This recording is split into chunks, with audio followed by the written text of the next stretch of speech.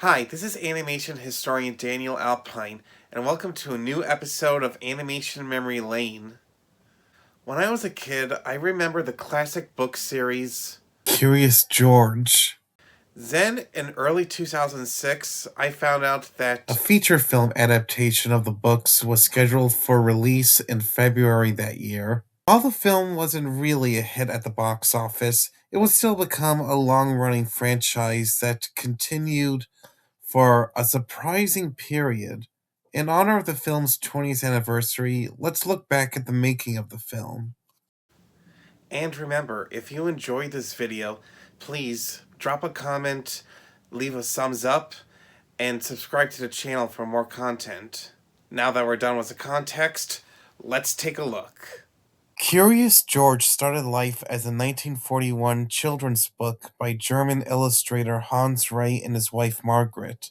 While a prototype of George first appeared in a 1939 book called Cecily G and the Nine Monkeys, the character will become the center of his own book series 2 years later. Then, from 1947 to 1966, additional books were published. In the early 80s, which was a few years after the death of Hans Rey, a Curious George TV series would air on Nickelodeon, and soon 2 stop-motion short films starring the character were made.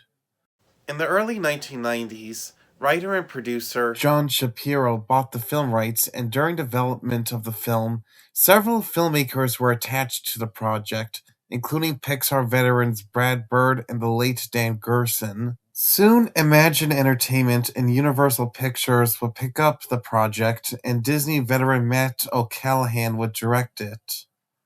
While the initial plans was to make it either a live-action movie or a computer-animated movie, it was soon decided to make it a traditional animated film instead.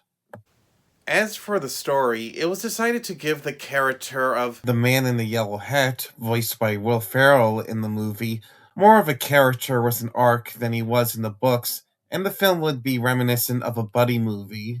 After all that, Curious George was released to theaters on February 10th, 2006 to mostly positive reviews, with praise towards its faithfulness to the original books.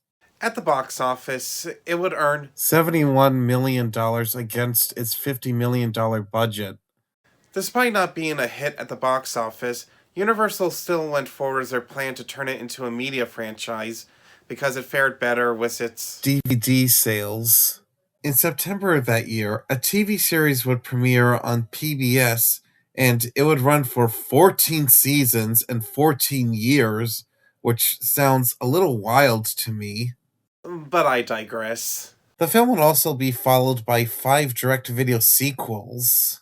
For several years, there have been talks about a new Curious George movie, but when or if that ever happens, we'll see how that turns out. To learn the full story of the 2006 Curious George, please check out my article on my blog Daniel Alpine's Animation Wonderland. Link is in the description. This is animation historian Daniel Alpine, and I'll see you next time.